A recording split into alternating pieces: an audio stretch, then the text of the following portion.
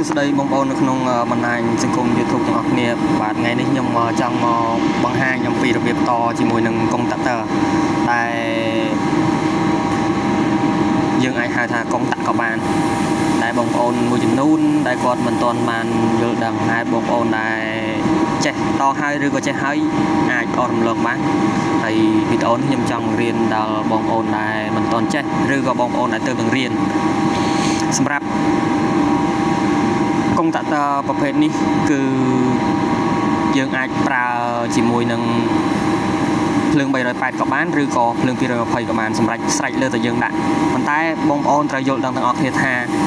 តើមូលហេតុអ្វីបានជាកុងតាក់នេះគេអាចប្រើជាមួយភ្លើងអ្វីក៏បានគេអាចប្រើជាមួយភ្លើង220ក៏បានឬក៏ភ្លើង24វ៉ុលក៏បានឬក៏ភ្លើង380ក៏បានអញ្ចឹងបងប្អូនត្រូវយល់ដឹងកុងតាក់ប្រភេទនេះគឺគេធ្វើមកសម្រាប់ប្រើជាមួយនឹងភ្លើង380ឬក៏អាចប្រើជាមួយ220ដោយសារតែនៅលើក្បាលវានេះគឺគេមានដាក់អក្សរបញ្ជាក់ថា220វ៉ុលអញ្ចឹងយើងត្រូវការភ្លើង220ដើម្បីចូលធ្វើឲ្យកុងតាក់ដំណើរការសម្រាប់ភ្លើងនៅកន្លែងនេះកន្លែងL1 L2 L3 នេះគឺយើងអាចដាក់ភ្លើងអ្វីចូលក៏បានយើងអាចដាក់ជាភ្លើង3ហ្វាចូលក៏បានឬក៏យើងអាចដាក់ជា220ចូលក៏បានយើងអាចដាក់220ដូចខ្ញុំតអញ្ចឹងក៏បានប៉ុន្តែថ្ងៃនេះខ្ញុំអត់លើកមកនិយាយអំពីភ្លើង380ទេគឺខ្ញុំ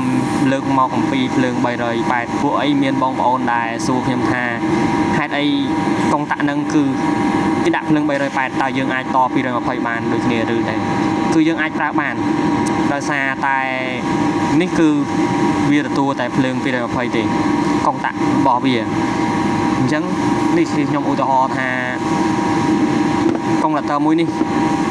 វាស៊ីភ្លើង24វ៉ុលអញ្ចឹងវាមានដាក់អក្សរលើនឹងដើម្បីឲ្យវាដំណើរការតើមានភ្លើង24វ៉ុលចូលភ្លើងជើង2នេះគឺជើង A1 និង A2 នេះ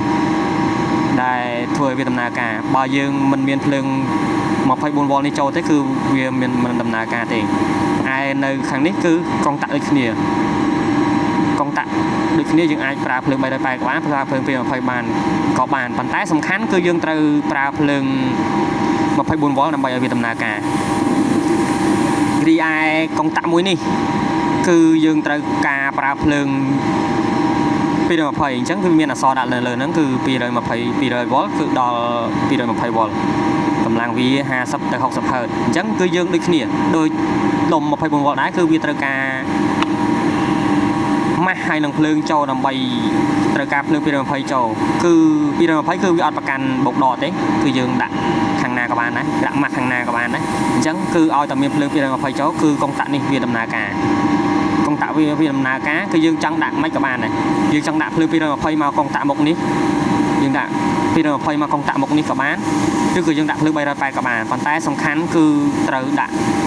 ភ្លើង220ចូលកន្លែង A1 A2 នេះព្រោះអីវាបញ្ជាក់ថា A1 A2 ហ្នឹងកុងតាក់ជាកុងតាក់ជាអ្នកទាញកុងតាក់ដែលបន្តភ្លើងឲ្យមកខាងនេះអញ្ចឹងខ្ញុំមានយ៉ាក្រាមសមាយ៉ាក្រាមឲ្យបងប្អូនមើលមានន័យថាកុងតាក់220នេះគឺយើងត្រូវការភ្លើង220ចូលយើងដាក់ម៉ាស់ខាងណាក៏បានយើងដាក់ N ខាងណាក៏បាន L ខាងណាក៏បានដែរនៅក្នុង A1 A2 នេះគឺយើងដាក់មួយណាក៏វាដំណើរការដែរឲ្យតែមានភ្លើង220ចូលអញ្ចឹង L1 L2 នេះវាគឺជាជើងកុងតាក់ពេលណាដែលយើងមានភ្លើង220ចូលគឺវាវាយកុងតាក់ទៅឲ្យជើងខាងក្រោមនេះអញ្ចឹងជើងខាងក្រោមបញ្ចេញភ្លើងមកពេលណាដែលអត់មានភ្លើង220ចូលគឺវាអត់ដំណើរការគឺវាអត់តាក់គ្នាទេពីនេះអញ្ចឹងបងប្អូនមើលទៅហើយខ្ញុំនឹងសារឲ្យមើល